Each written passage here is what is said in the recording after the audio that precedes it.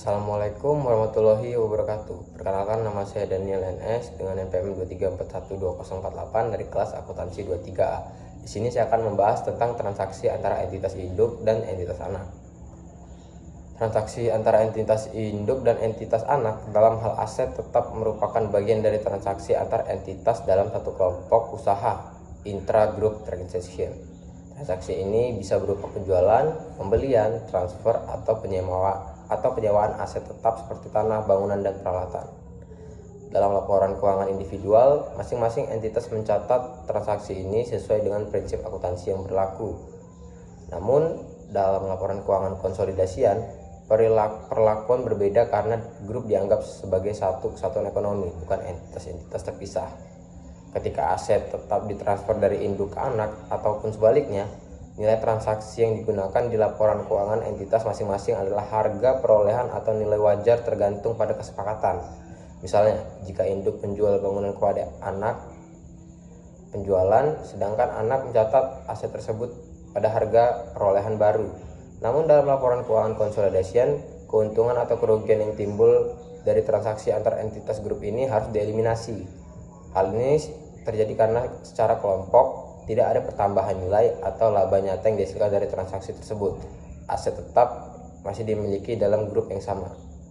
Eliminasi dilakukan dengan menyesuaikan laba atau rugi atas transaksi serta mengembalikan nilai tercatat aset seperti sebelum transaksi dilakukan. Hal ini berlaku baik jika transaksi dilakukan oleh induk ke anak maupun sebaliknya, atau bahkan antar anak perusahaan.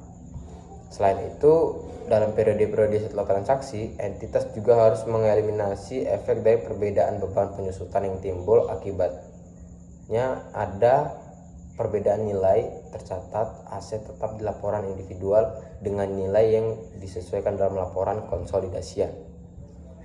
Sebagai contoh, jika perusahaan induk menjual mesin kepada perusahaan anak dengan keuntungan 50 juta, maka dalam konsolidasian laba tersebut dieliminasi.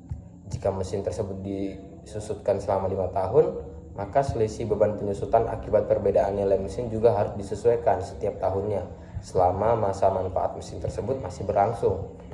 Hal ini bertujuan untuk memastikan bahwa laporan keuangan konsolidasian mempresentasikan kondisi keuangan dan kinerja ekonomi grup secara wajar tanpa adanya distorsi akibat transaksi internal. Nah, secara keseluruhan, perlakuan transaksi aset tetap antara entitas induk dan entitas anak ini menuntut konsistensi, ketelitian, dan pemahaman terhadap prinsip eliminasi dalam konsolidasi. Jika tidak dilakukan dengan benar, informasi keuangan yang disajikan dapat menyesatkan pengguna laporan keuangan dalam menilai posisi keuangan dan kinerja grup usaha secara keseluruhan.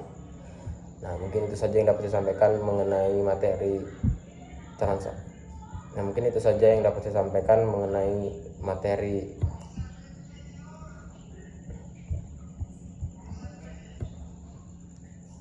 mungkin itu saja yang dapat saya sampaikan mengenai materi transaksi antara entitas induk dan entitas anak.